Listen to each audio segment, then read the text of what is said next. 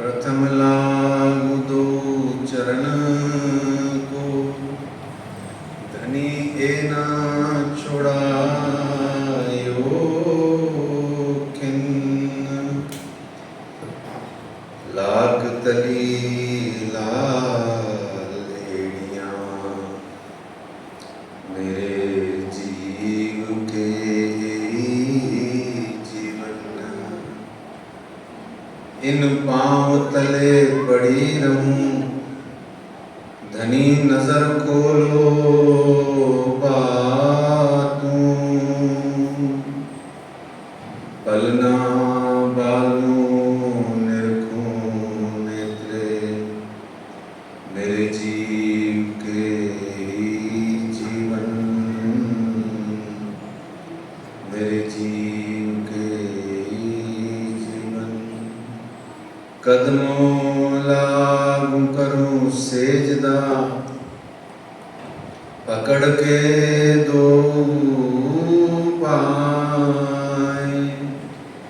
हुक्म करत है मासूक, बीच आशिक के दिल आए। मासूक तुम्हारी अंगना, तुम अंगना के मासूक। ए हुक्मे इलम दृढ़ किया, अजूरू क्यों न हो टूक टूक। अजूरू क्यों न हो टूक टूक। वंदो सद्गुरु चरण को, करूं सुप्रेम प्रणाम। अशुभ हरण मंगल करण, श्री देवचंद्र जी नाम। श्री प्राणनाथ निज मूलपति, श्री महराज सुनाम। तेज कुंवर श्यामा जुगल जी को, पल पल करूं प्रणाम, पल पल करूं प्रणाम। बोलिए श्री प्राणनाथ प्यारे की जय। श्री कृष्ण कन्हैया लाल की जय। श्री निजानंद स्वामी की जय। श्री बाईसुराज महारानी जी की जय। श्री महाराजा छत्रसाल की जय। महामती श्री लालदास जी महाराज की जय। बाबा दयाराम साहेब जी की जय। सद्गुरु श्री राम रतनदास जी महाराज की जय। परमहंस श्री चरणदास जी महाराज की जय। परमहंस श्री हरिदास जी महाराज की जय। परमहंस सद्गुरु श्री जवाहरदास जी महाराज की जय। सर्व सुंदर साथ की जय। परना परम धाम देख, करके प्रणाम देख। आशिक को आराम देख, सकल दुख भागे हैं। कहत है मस्तान, जाको लागी इसकतान। रूहें देखिए दीदार, श्री प्राणनाथ जी परना जी में विराजे हैं। श्री प्राणनाथ जी गुम्मट जी में विराजे हैं। श्यामा महारानी अब तो लगा दो नैया पार। महारानी रानी अब तो लगा दो नैया पार।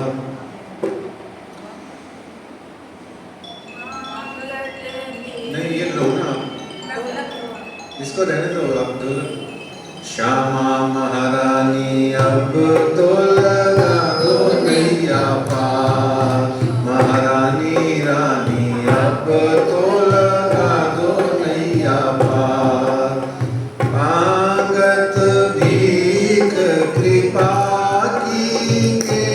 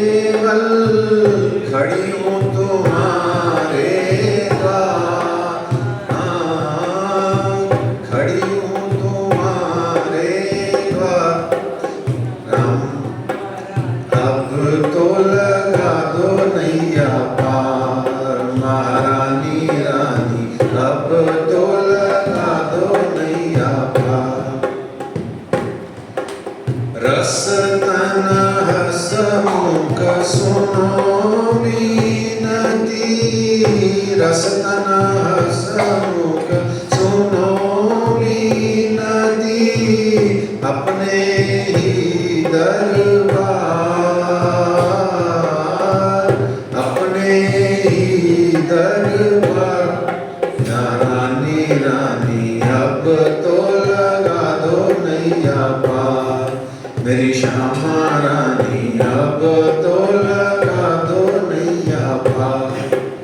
कहो नाई कृपाल किसी से, कहो नाई कृपाल किसी से, दर्शन दयो एक बार, दर्शन दयो एक बार। महारानी रानी अब तो लगा दो नैया पार, मेरी श्यामा रानी अब तो लगा दो नैया पार। बार बार मैं विनती करता हूँ, बार बार मैं अर्ज करता हूँ,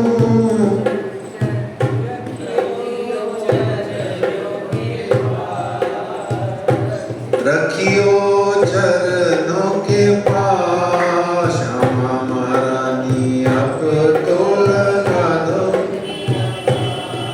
मेरी राधे रानी अब तो लगा दो नैया पार, मेरी बैजू रानी अब तो लगा दो नैया पार, मेरी श्यामा रानी अब तो लगा दो नैया पार। श्री श्यामा महारानी जी की जय।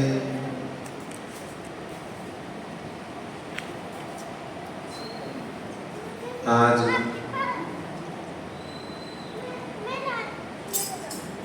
बीतक साहेब जी की चर्चा कथा का 8वां दिवस है। दिनांक 15 जुलाई शनिवार 2023 चल रहा है।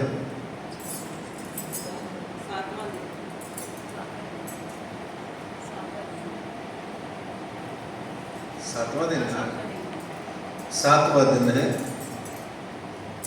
श्री श्यामा जी के दरबार में उनके चरणों तले बैठ करके श्री कृष्ण प्रणामी मंदिर जयपुर में हम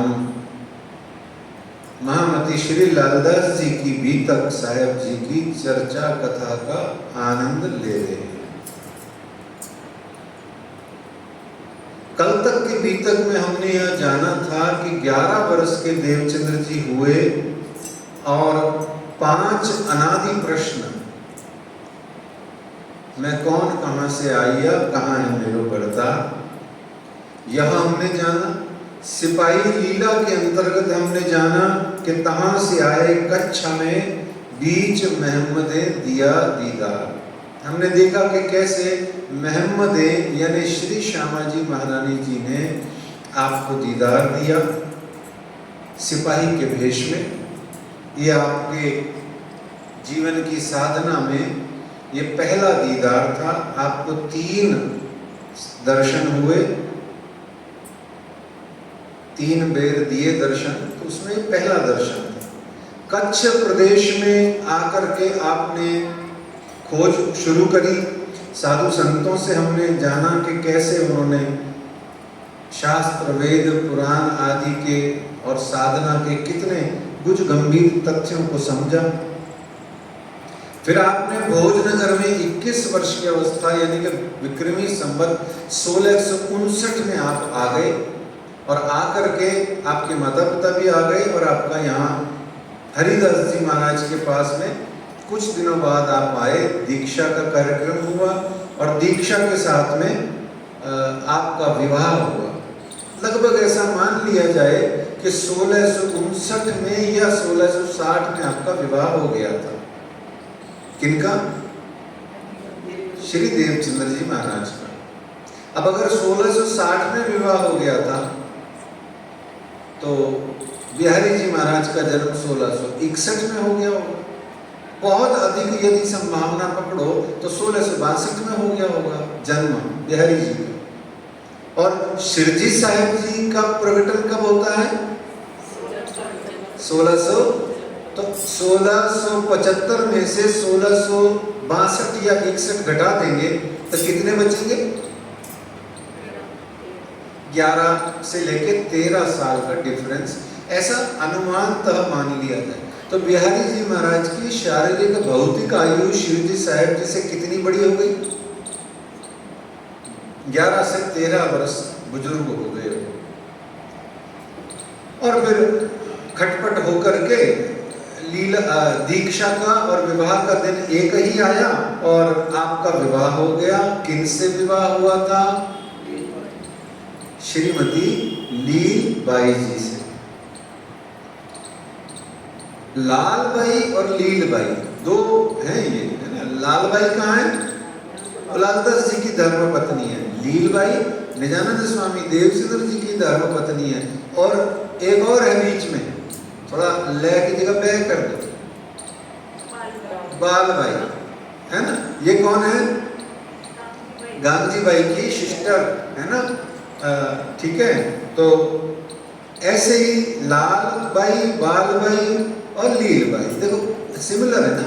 तो ऐसे आनंद आना चाहिए, अपने आप गूंजने चाहिए नाम। और पुराना मंत्र दीक्षा देने से पहले उन्होंने कहा पुराना मंत्र आटे में डाल के पेड़ में डाल दो या नदी में डाल दो तो वो पुराना मंत्र स्वतः ही प्रवाहित हो जाएगा, व्यर्थ हो जाएगा। तो निजानंद स्वामी ने बड़ा सुंदर उत्तर दिया कि यदि आपके मंत्र में जो दिया है, दे रहे हो, उसमें यदि शक्तियां होंगी तो पिछला मंत्र स्वतः ही शिथिल हो जाएगा, बेकार नहीं हो जाएगा, शिथिल हो जाएगा। और ये जो मोर पावरफुल है ये काम करने लग जाएगा। इसमें क्या है? स्वाभाविक बात है भाई। किसी इंजन में 2 बैटरी लगी हो, एक 1000 वाट की, एक 100 वाट की। अगर आप 1000 वाट की चला दोगे तो 100 वाट की अपने आप ही शांत हो जाएगी। इसमें सोचना क्या है? तो फिर आपने जो है वहाँ कसनी करी, सेवा करें न जना वही अपनी आत्म के कारण। हमने देखा कि दिखावा देवचंद्र जी को छू भर भी नहीं गया था। यहाँ हमने कई कई प्रकार की लीलाओं का आनंद भी लिया था और बहुत सारे हमें सीखने योग्य और समझने योग्य बातें भी हमने जानी थी। फिर उसके बाद में बिच्छू का मंत्र आया कि भाई किस प्रकार से बिच्छू का मंत्र का जब देवचंद्र जी को कहा कि आप बिच्छू मंत्र सीख लो, आप कमा खाओगे। तो देवचंद्र जी ने कहा मैं जो कमाई लेने आया हूँ वो कुछ और है, और ये बिच्छू मंत्र छोड़िए। हजारों हजारों बिच्छुओं के काटने से, लाखों बिच्छुओं के काटने से जो जीवन और मृत्यु का जो दंश, जो डंक, जो दर्द है, वो जब आपका इस दिया हुआ मंत्र छुड़ा देता है तो फिर इस मंत्र की मुझे क्या जरूरत है। इस तरीके से लगातार श्री हरिदास जी आप अपने ही शिष्य देवचंद्र से प्रभावित होते गए। और फिर एक दिन प्रसंग बना कि जब देवचंद्र जी कसनी करते गए तो एक प्रसंग बनता है कि वो कहते हैं हरिदास जी कि क्यों ना मैं इनको बाल मुकुंद जी और बांके बिहारी जी में से बाल मुकुंद जी की प्रतिमा मूर्ति इनको दे देता हूँ, ये घर ले जाएंगे और पधरा करके वहीं सेवा करेंगे। ये बार बार मंदिर आना, इतनी सेवा कसनी और इतना परिक्रमा आदि का जो इनके ऊपर में इतना बोझ सा है वो सब इनका कम हो जाएगा ताकि ये और साधना कर पाएंगे। तो एक दिन का समय निर्धारित करके उन्होंने कहा कि चलो ठीक है, प्रातः काल आना और मैं आपको बाल मुकुंद जी की प्रतिमा मूर्ति दे दूंगा। तो फिर देवचंद्र जी महाराज को प्रतिमा देने का दिन आया। सुबह हरिदास जी मंदिर का खोलते हैं द्वार और देखते क्या है कि बाल मुकुंद जी की मूर्ति अपने स्थान पर नहीं थी, वो अंतर्धान हो गई। श्री बांके बिहारी जी की सेवा पूजा करी। फिर हरिदास जी बहुत रोए, विलाप किया बहुत खोजने पर जब नहीं मिली तो देवचंद्र जी आए, तो देवचंद्र जी महाराज को भी वो सांत्वना देने लगे कि भाई मैंने तो ऐसा सोच ही लिया था। और ये तो यहाँ देवचंद्र जी महाराज जी की भक्ति की पराकाष्ठा देखिए। यदि कोई और होता तो वो साफ कह देता, क्या गुरुजी आपने वो कर दिया, कहता नहीं, सोचता, आप गुरुजी बहुत चालाक हो, आपने देनी ही नहीं थी, बस मुझे खाली खुश करना था, इसलिए पहले से हटा दी। आजकल ऐसे ही तो है, हम जैसे खुद सोचते हैं, जैसे हम खुद हैं वैसे सोचते हैं, सामने वाला भी कुटिली है, सामने वाले को भी पैसा ही चाहिए, सामने वाले को भी यही चाहिए, संसार चाहिए। क्यों? क्योंकि हम, अब साफ बात है, जैसे मन में होती है वैसी सारी दुनिया, जैसी ही दृष्टि वैसी सृष्टि। देवचंद्र जी की जगह कोई और होता ना तो वो साफ कह देता, ये गुरुजी चाल खेल रहे। पर यहाँ देवचंद्र जी महाराज जी की पराकाष्ठा देखिए, वो हाथ जोड़ के क्या कह रहे हैं, दो बातें। एक, देखिए ध्यान से सुनिएगा, एक मुझ में ही कोई अवगुण होगा जो बाल मुकुंद जी अदृश्य हो गए। दूसरा, हरिदास जी आप अपने मन को खराब मत कीजिए, आपने मन में तो डिसाइड कर ही लिया था ना कि मुझे आपने ये प्रतिमा देनी है, तो मेरे को तो मिल गई, समझो। ऐसा भाव कौन ला सकता है सुंदर साहब जी, कौन ला सकता है? जो होवे आत्म धाम की, जो साक्षात श्यामा जी हैं, वो जो सुंदर बाई हैं, वो जो स्वयं श्री देवचंद्र जी हैं, ये कोई कह सकता है। आप या मैं या कोई और अपना अवगुण मान करके, जबकि पक्का पता है सामने वाला दोषी दिखता है, पक्का पता है यही दोषी है, अच्छा जो दोष पलट करके फिर भी लगा रहा है दूसरे पे, उसको दोष लगाने वाले को भी पता है कि मैं ही दोषी हूं, फिर भी जिस पे झूठा आरोप लगा रहा है वो कह रहा है नहीं मुझे क्षमा ही कर दीजिए, कोई बात नहीं, मुझसे गलती हो गई।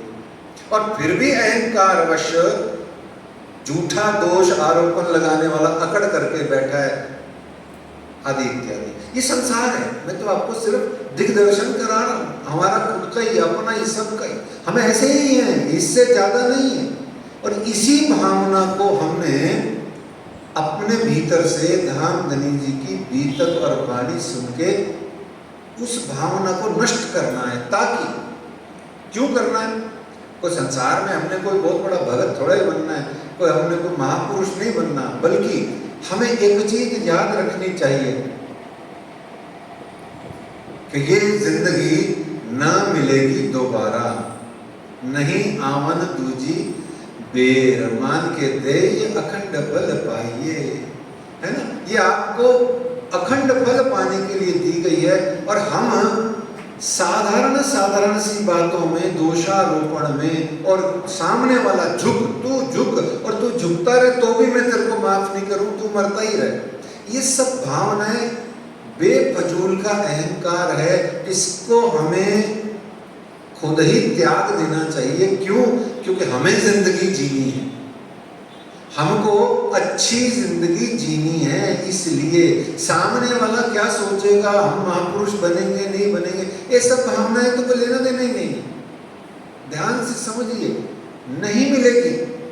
बड़े भाग मानुष तन पावा, सुर दुर्लभ सब संत ही गावा। सुर मुनि गाते हैं क्या कि देवताओं को भी ये दुर्लभ है तन, बड़े भाग मानुष तन पावा।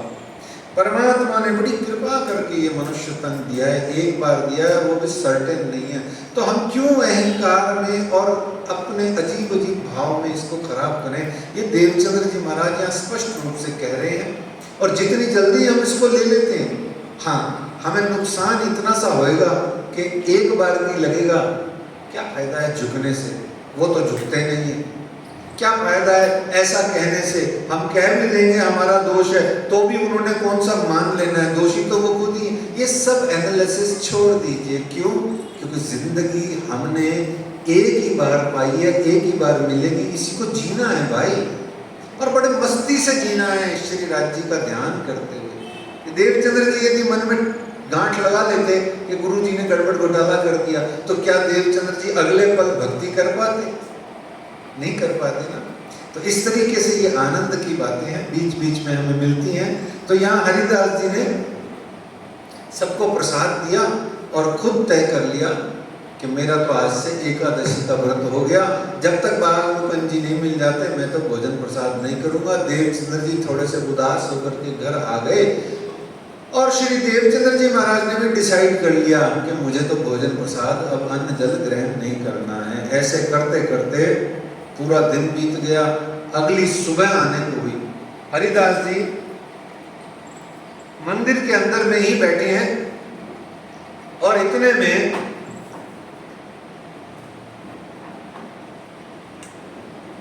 महामती श्री लालदास जी कहते हैं कि यूं करते मध्य रात भई व्यतीत तब, हरिदास जी बैठे हते कछु आंख मिची तब। तहां आए बाल मुकुंद जी साक्षात दियो दर्शन, अहो प्रभु कहां गए हते हम ढूंढत कल्पे मन। हरिदास जी को ऐसा लगा जैसे मेरी आंख मिच गई, पर वो आंख नहीं मिचती है सुंदर साथ जी। मैं अपने निजी और बड़े तकड़े अनुभव से कह सकता हूं कि ऐसा प्रतीत होता है कि जैसे आंख लग गई, पर वो आंख लगती नहीं है। वो वास्तव में कुछ हमारा पुण्य प्रताप होता है, जो निद्रा का भाव तो रहता है लेकिन वो ध्यानस्थ हो जाता है मनुष्य। एकाग्रता इतनी अधिक हो जाती है कि वो निद्रा लगने वाली वो वास्तव में ध्यान की परम अवस्था मिल जाती है। और उस ध्यान की परम अवस्था में आपको अपने गुरुदेव का या अपने परमात्मा का या अपने इष्ट का झलक मिलता है, दीदार होता है, दर्शन होता है और आपको उनसे वार्तालाप का भी कुछ कुछ सुविधा मिल जाता है। ये सच बोल रहा हूं मैं, 2 बार ऐसा आनंदमय अनुभव हुआ है मेरे। तो इस तरीके से वो हरिदास जी ध्यानस्थ हुए, आंख मिची और बाल मुकुंद जी आए, साक्षात दियो दर्शन। बाल मुकुंद जी सामने आ गए, साक्षात दियो दर्शन। तो फिर हरिदास जी ने कहा, अहो प्रभु कहां गए हते हम ढूंढत कल्पे मन। हम तो कब से आपको ढूंढ रहे हैं, सुबह से आपको ढूंढ रहे हैं और हमारा मन आपके लिए कल्प रहा है।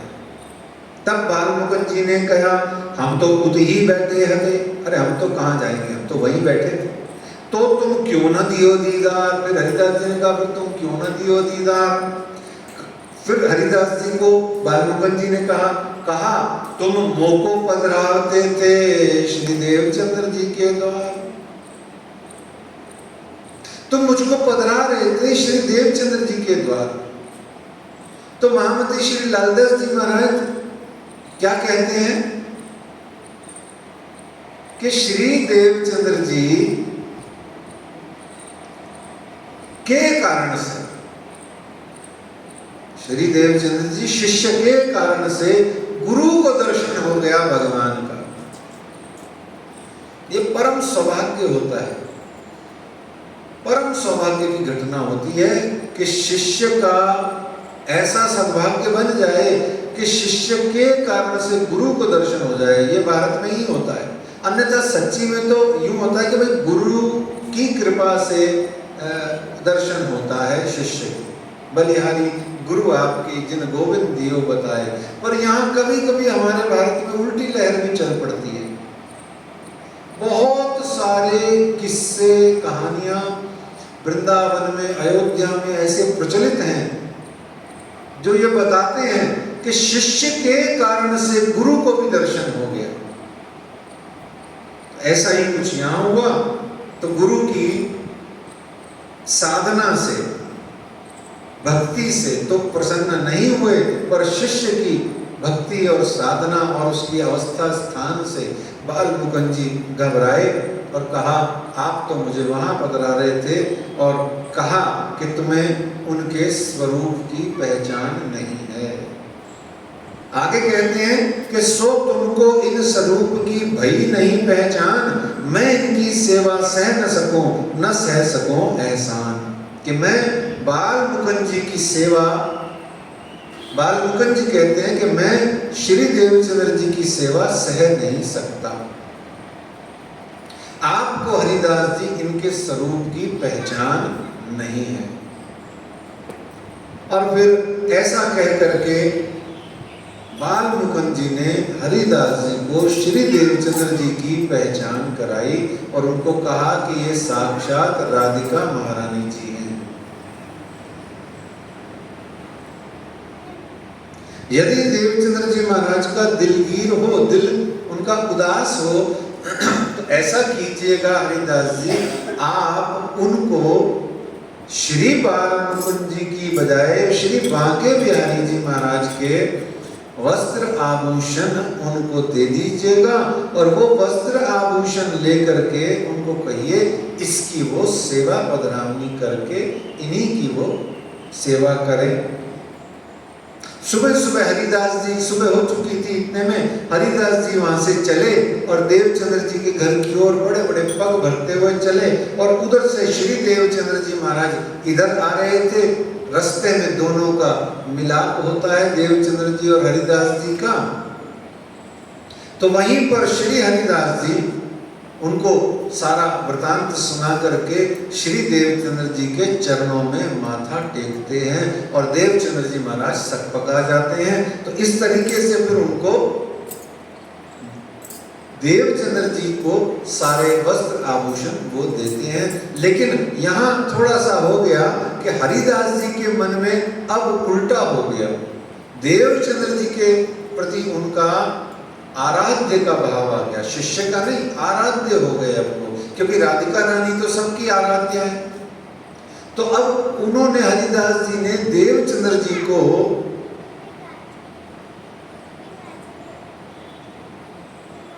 पूजने के रूप में, साधना के रूप में देख लिया। यहां लीलबाई जी जो आपकी धर्म पत्नी है, उनका एक बड़ा प्रसंग बनता है। तब इत लीलबाई ने करी आए के अरज, सब मोको ताना मारत करो सेवा अपनी गरज। मोहल्ले की स्त्रियां लीलबाई जी आके कहती हैं देवचंद्र जी को कि भाई मोहल्ले की सारी स्त्रियां, रिश्तेदारनियां जो है मेरे को ताना मारती हैं और कहती हैं तुम तो खाली बैठी रहती हो घर में और तुम्हारे पति महोदय जो है वो सारा ही घर का काम करते हैं। आज की अवस्था होती तो कोई टेंशन नहीं है, आज तो बेचारे पति सारा ही काम करते हैं, वो तो छोड़िए, आज तो स्थिति गंभीर हो गई है। अब दोनों बच्चे पीछे की तरफ खेलो बेटा, वहां जाके खेलो, आंटी के पीछे जनकेश आंटी के पीछे जाके बैठो। बोलिए श्री प्राणनाथ प्यारे की। तो मोहल्ले की स्त्रियां मुझे सारा ही ताना मारती हैं। तो वर्तमान की स्थिति को इससे तोला ना जाए, बल्कि उस 400 साल पहले की स्थिति से कल्पना करी जाए तो ये बात बन रही है। तो देवचंद्र जी ने सरल सा उत्तर दिया, तुम एक पतिव्रता नारी हो और तुम पतिव्रता नारी होने के कारण से ही जो मुझे आके शिकायत कर रही हो वो इसलिए कर रही हो क्योंकि तुम पतिव्रता हो। अगर तुम पतिव्रता नहीं होती तो तुम्हें क्यों बुरा लगता कि पति काम कर रहा है? लग रहा है ना तुम्हें बुरा? उसने कहा बिल्कुल हाँ, सही बात है, मेरा कर्तव्य है, अपने पति का धर्म है मेरा पति को परमेश्वर मान के उनकी सेवा करना। तो ऐसे ही उन्होंने स्पष्ट शब्दों में देवचंद्र जी ने उत्तर दिया कि जैसे मैं संसार के शरीर से तुम्हारा पति हूं, ठीक ऐसे ही मेरी आत्मा के जो पति हैं वो श्री कृष्ण जी हैं और मैं उनकी सेवा करना अपना कर्तव्य समझती हूँ, क्योंकि मैं देवचंद्र का तो शरीर हूँ पर भीतर से मैं सखी हूँ, गोपी हूँ, आत्मा हूँ और प्रेम भक्ति भाव से मुझे ये सेवा करनी है। ऐसा ही मेरा ये जीवन है। तो यहाँ पर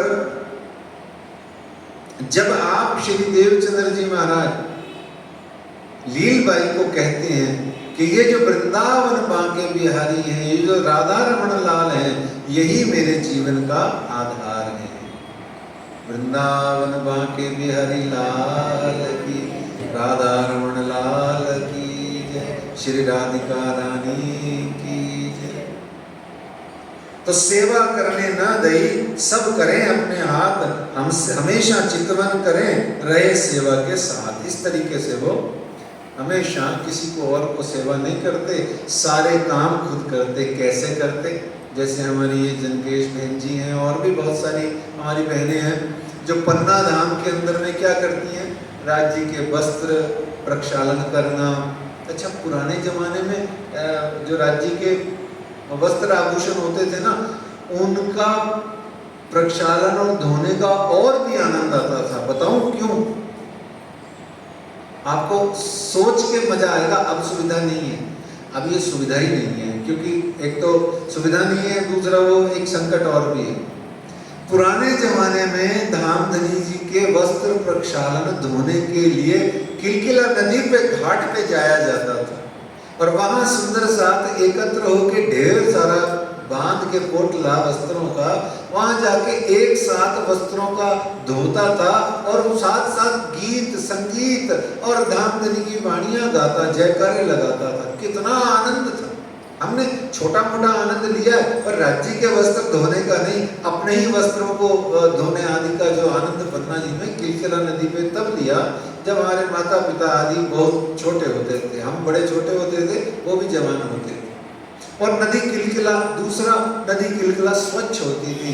आज तो इतना पॉल्यूटेड और इतनी प्रदूषित हो गई है कि उसमें हाथ धोना भी संकटकारी है।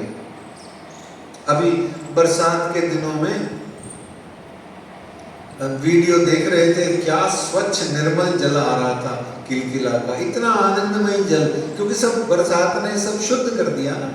ऐसा पूरे वर्ष मिले तो आनंद ही आनंद है। हमको चाहिए कि हम उस नदी को, उसको क्या, हम किसी भी नदी को प्रदूषित नहीं करें। यमुना जी आज बाढ़ आ रही है दिल्ली में, लोग कह रहे हैं दिल्ली डूबने वाली है। मैं कह रहा हूँ दिल्ली काहे डूबेगी? दिल्ली ही तो है जिम्मेदार, जो यमुना जी को खराब कर चुकी है। एक कालिया नाग ने वृंदावन के अंदर में इतना प्रदूषण मचाया था, यहाँ तो दिल्ली के अंदर में हजारों फैक्ट्रियां कालिया नाग के रूप में सारी यमुना जी को ही स्वाहा कर दिया है कि वृंदावन के अंदर में यमुना महारानी जी को मुंह धोना, नहाना, आचमन करना तो बहुत दूर, यमुना जी के पास खड़े नहीं हो सकते आप, इतनी स्मेल आती है उसमें से। कितना अफसोस की बात। तो किलकिला नदी का आनंद उस समय लेते थे।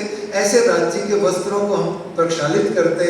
हमारी बहनें राज्य के मूल जो बासन हैं उनको, बंगला जी दरबार में ही छोटा सा नल बना हुआ है, गुम्मट जी में भी अंदर थोड़ा एक छोटी सी कमरी में बना हुआ है।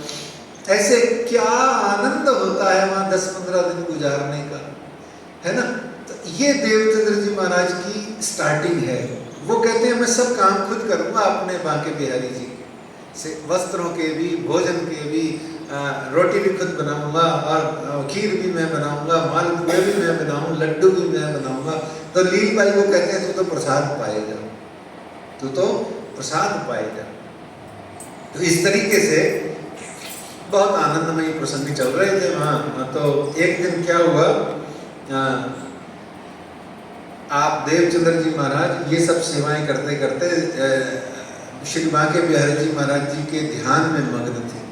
और ध्यान में मग्न इन बात एक दिन हुआ ध्यान में दर्शन, जाने हम ब्रज में गए द्वारानंद के रोशन। एक दिन क्या हुआ, श्री देवचंद्र जी महाराज को ऐसा ध्यान में दर्शन हुआ। दूसरी बार, पहली बार दर्शन हुआ सिपाही के रूप में। ये स्थूल दर्शन है सुंदर साथी। कैसा दर्शन है? स्थूल दर्शन।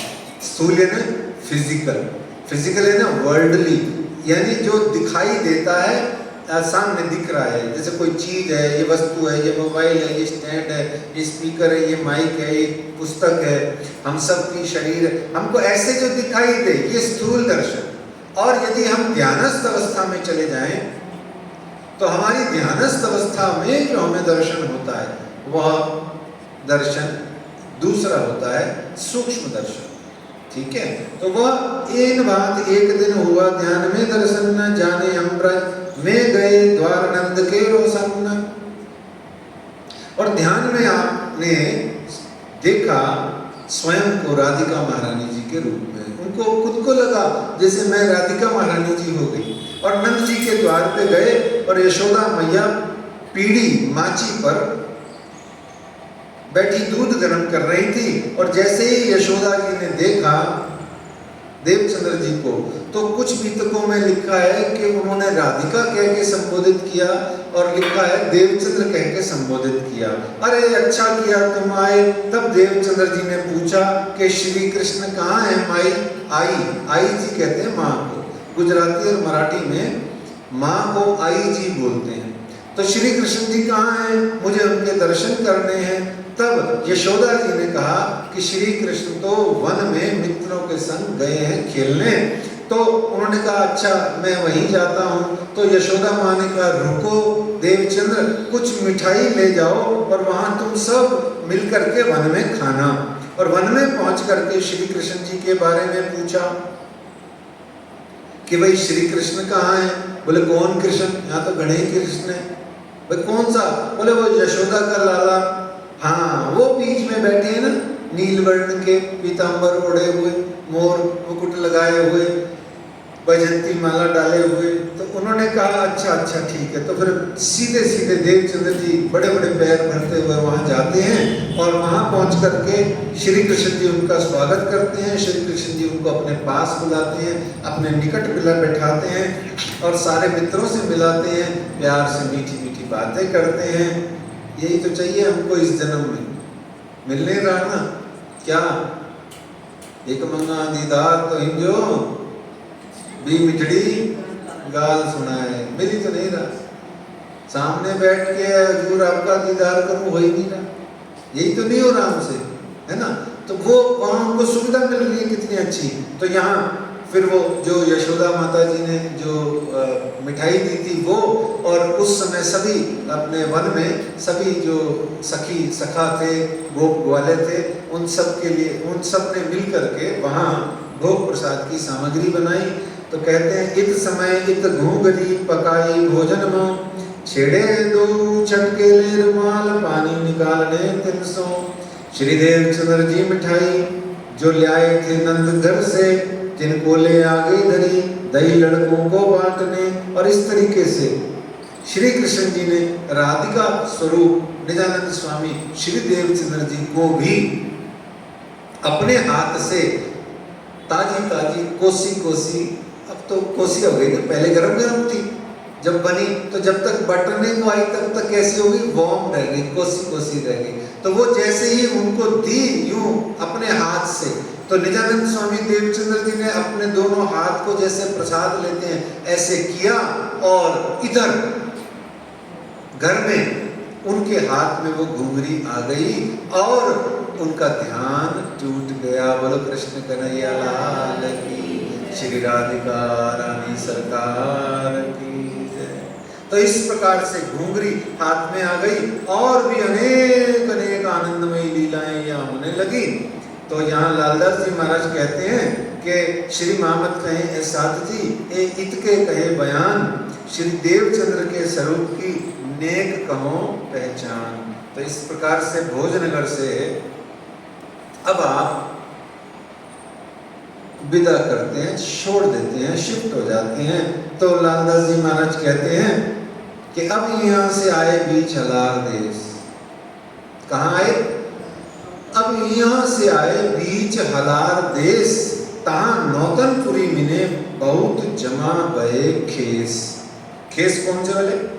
ओढ़ने वाले हैं, एसी में जो ओढ़ के सोते हैं वो, या जो एसी ट्रेन में मिलते हैं वो?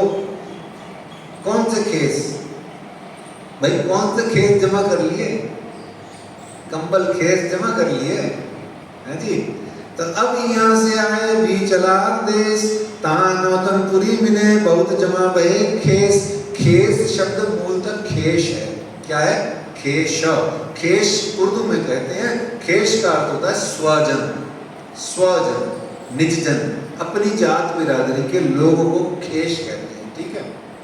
तो इस तरीके से श्री देवचंद्र जी वहाँ से हल्लार देश, सौराष्ट्र या काठियावाड़, नौतनपुरी यानी जामनगर में आप आ जाते हैं, शिफ्ट हो जाते हैं। और जामनगर में शिफ्ट होने के दो मुख्य कारण बनते हैं। एक कि श्री हरिदास जी का जो श्री देवचंद्र जी के प्रति आराध्य भाव, गुरु भाव आ गया, वो अब देवचंद्र जी को तंग करने लगा। मतलब वो बर्दाश्त नहीं कर पा रहे कि मेरा गुरु मुझे गुरु माने और मुझे आराध्य मान के मेरी सेवा करे, मुझे धूप बत्ती अगरबत्ती करे, मिठाई भोग लगाए, रुपया पैसा दान दक्षिणा दे जाए। तो वो उनका जो है वो सेटलमेंट माइंड का बिगड़ गया देवचंद्र जी महाराज। उनको सकपकाता था लौकिक दृष्टि से भी और आंतरिक दृष्टि से भी, क्योंकि एक बार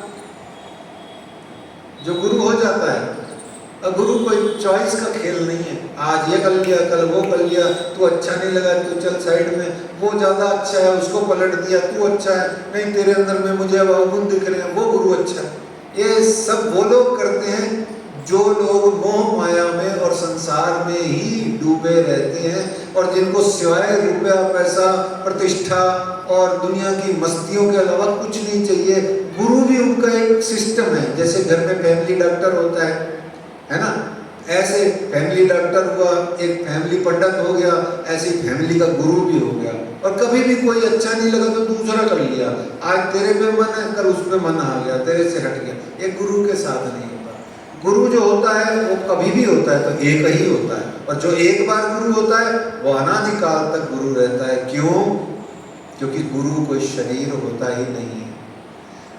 गुरु में मनुष्य बुद्धि करना अपराध है और मनुष्य को गुरु समझना भी अपराध है। क्यों? क्योंकि गुरु तत्व होता है, गुरु सत्य होता है, गुरु ज्ञान होता है, गुरु कोई तुम्हारी चॉइस नहीं होती। ये देवचंद्र जी को पता है, तो वो सकपकार रहे हैं। अब 5 वर्ष जिससे बैठ करके गुरु भाव से दीक्षा ली, जिससे मैंने 5 वर्ष भागवत सुनी, तो अब उनको तकलीफ हुई। तो उन्होंने एक कारण ये बना, दूसरा कारण ये बना कि जामनगर में धीरे धीरे धीरे धीरे उन कायस्थ जाति के बहुत सारे लोग बाग आके वहाँ रहने लगे। तो उनको लगा चलो जामनगर बेस्ट प्लेस है, अपने घर बार संसार समाज के लोग भी हैं, जागनी अच्छी होगी, है ना। तो ऐसा करते हुए वो वहाँ आ गए।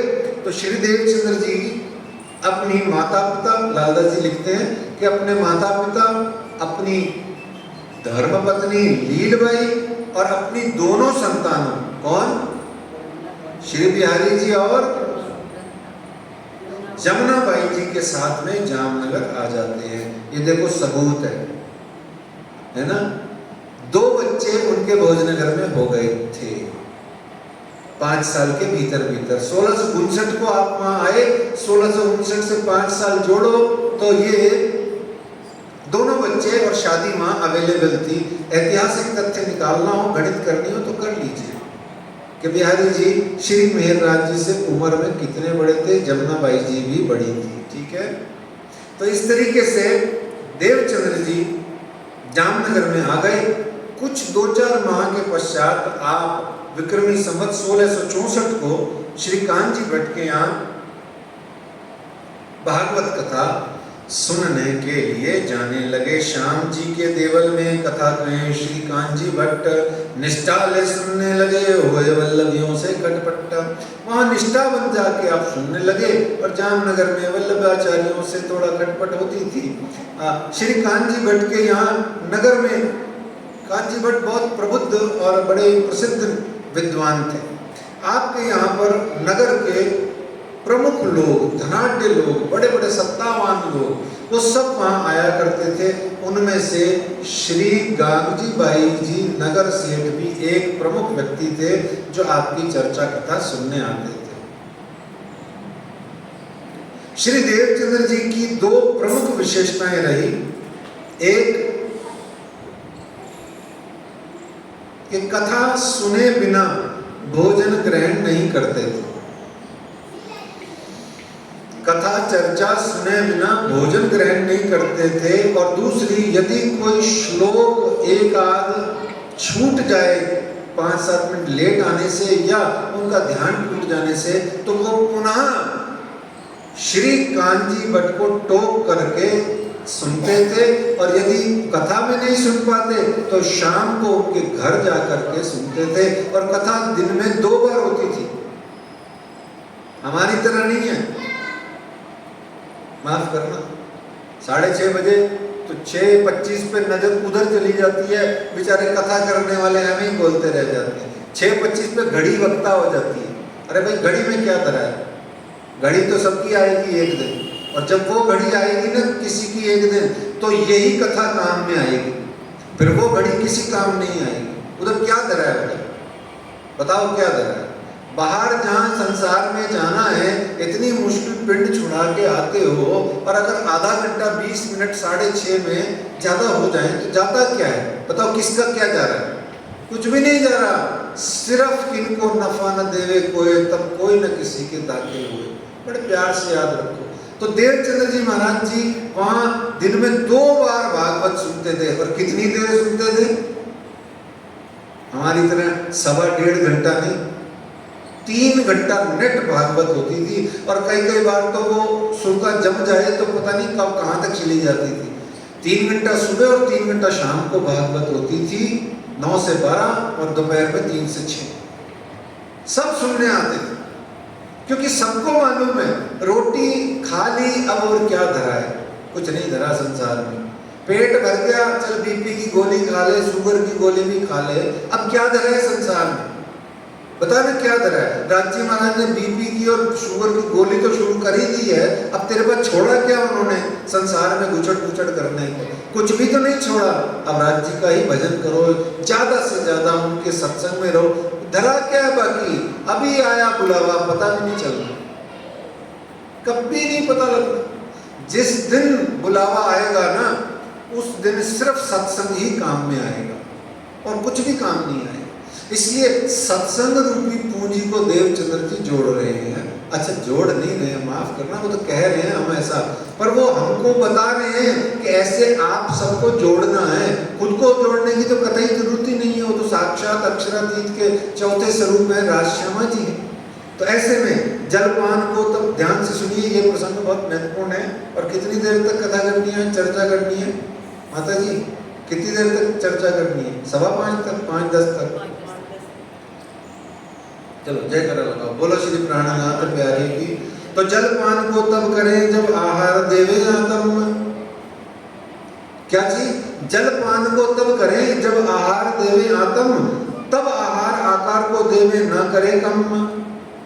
ये एक भावना है। इस भावना से आइए हम श्री मुखवाणी के अंदर में प्रवेश करके ये पाते हैं कि महामती श्री प्राणनाथ जी महाराज ने, अक्षरातीत धाम के धनी ने हमको हमारी खुराक क्या बताई, हमारी खुराक क्या है, आहार क्या है, हमारा खाना पीना क्या है।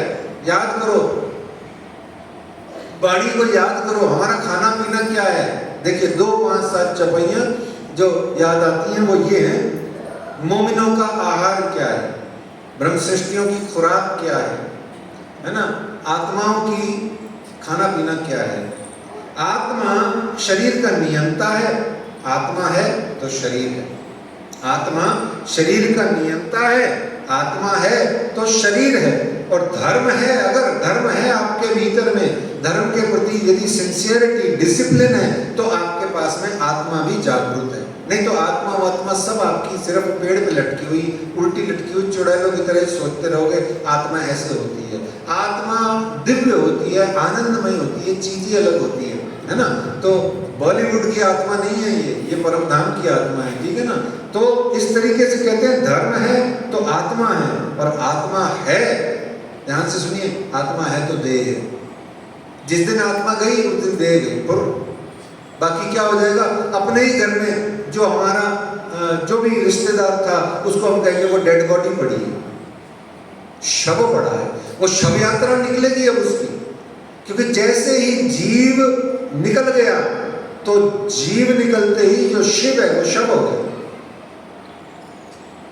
ऐसे ही आत्मा है तो शरीर है। तो हमारे को क्या कहा गया कि वाणी में कहा गया कि मोमिन हक बिना न देखें एही मोमिनो ताम।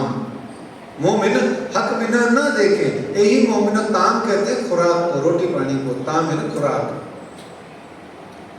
मोमिन हक बिना ना देखें यही मोमिनो ताम। फिर और कहा गया करना दीदार हक का, यही मोमिनो ताम। करना दीदार हक का, श्री राज्य का दर्शन करना चितवन में या गुम्मट जी के सामने बैठ करके श्री राज्य का दर्शन करना, यही हम परम धाम की आत्माओं का खुराक है। जब ये खुराक भरपेट मिल जाए तो फिर इस शरीर के पेट को भी भोजन दे दिया जाना चाहिए। फिर कहते हैं खाना पीना खिनखिन लिया, खाना पीना खिनखिन लिया, प्यार रस रुहन, पल पल मासूक देखना, यही आहार आसिकन। फिर क्या कहते हैं, एक और बड़ी हट करके चीज कहते हैं जिससे हम भागे फिरते हैं। शिव जी कहते हैं कि दुख तो मेरे आहार है और उनको दुख खाए। क्यों? इन दुख से पियो जी मिलसी, मुझे पक्का पता है सुखे न मिले अब कोई। तो जिसको दुख आता है वो दुख निवारण हेतु पाठ मन्नत आदि कर लेता है। शिव जी कहते हैं कि नहीं नहीं नहीं मेरी आत्माओं, संसार का दुख, संसार का कष्ट अभाव आएगा तो तुम राज्य की तरफ जल्दी दौड़ोगे। बस फर्क इतना है कि तुम उस दुख को रूपांतरित करने की कला सीख जाओ। वो भक्ति से आ जाती है अपने आप, गुरु सिखा देता है। तो मोटा मोटी बात ये हो गई साधकों का, साधु संतों का प्राथमिक भोजन ज्ञान और भक्ति है। उनको बड़े बड़े थाल साधकों को, साधु संतों को कभी कभी आरोग्यवा देने चाहिए। पर यदि रोज रोज आरोगने लग जाएंगे, केसर बादाम पिस्ता और दूध मलाई रबड़ियां हम संसारी लोग साधु संतों को खिलाने लग जाएंगे तो साधु संत और संसारी में फर्क क्या रह जाएगा, है ना। तो इस तरीके से साधु संत का आहार होता है टिक्कड़, दाल, आलू, अलग से नमक। सब्जी में नमक भी नहीं डालते, नमक को राम रस बोलते हैं। क्या बोलते हैं? राम रस। अलग से थाली में डाला जाता है। याद करो पुराने जमाने में पत्तल में नमक अलग से दिया जाता था, स्वेच्छानुसार डाल लीजिए। तो इस तरीके से श्री कांची भट्ट को ताना मारा एक दिन, और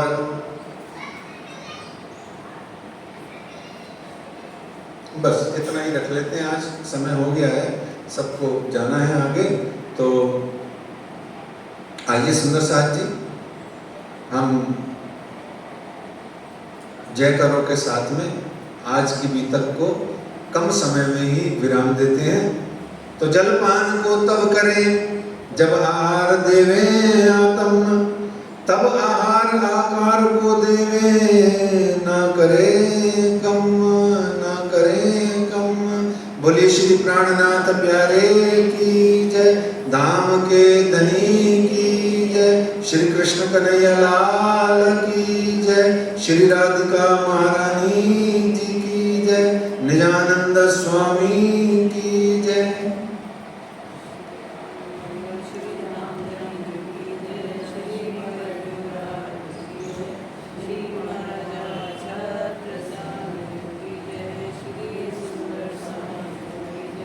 It is